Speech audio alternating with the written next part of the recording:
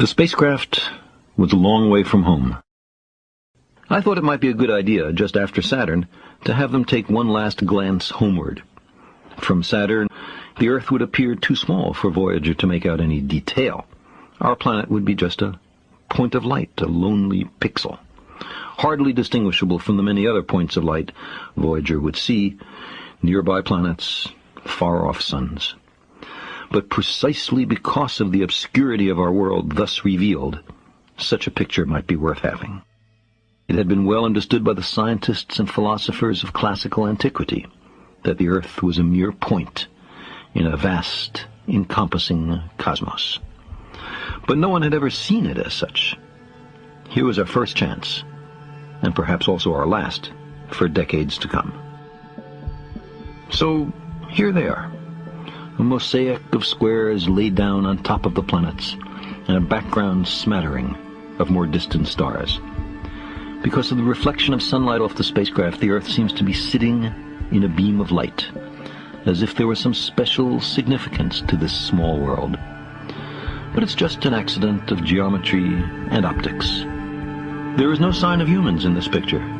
Not our reworking of the Earth's surface, not our machines, not ourselves. From this vantage point, our obsession with nationalism is nowhere in evidence. We are too small. On the scale of worlds, humans are inconsequential, a thin film of life on an obscure and solitary lump of rock and metal. Consider again that dot. That's here. That's home. That's us. On it, everyone you love, everyone you know, everyone you ever heard of, every human being who ever was, lived out their lives.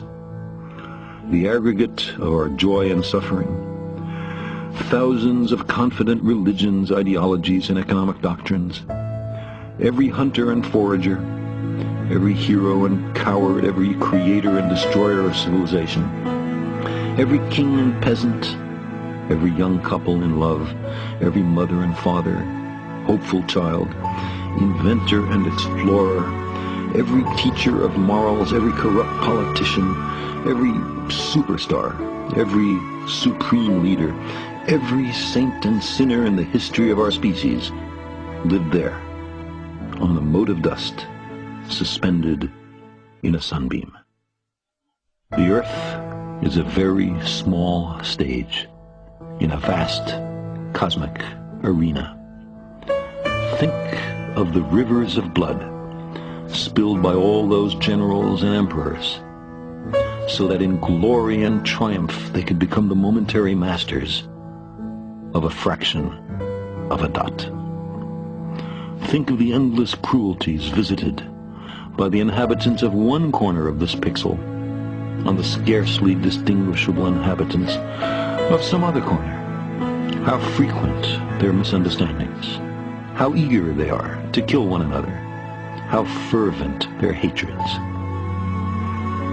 Our posturings, our imagined self-importance, the delusion that we have some privileged position in the universe, are challenged by this point of pale light. Our planet is a lonely speck in the great enveloping cosmic dark. In our obscurity, in all this vastness, there is no hint that help will come from elsewhere to save us from ourselves. The Earth is the only world known so far to harbor life. There is nowhere else, at least in the near future, to which our species could migrate. Visit? Yes. Settle? Not yet. Like it or not, for the moment, the Earth is where we make our stand. It has been said that astronomy is a humbling and character-building experience. There is perhaps no better demonstration of the folly of human conceits than this distant image of our tiny world. To me, it underscores our responsibility to deal more kindly with one another and to preserve and cherish the pale blue dot, the only home we've ever known.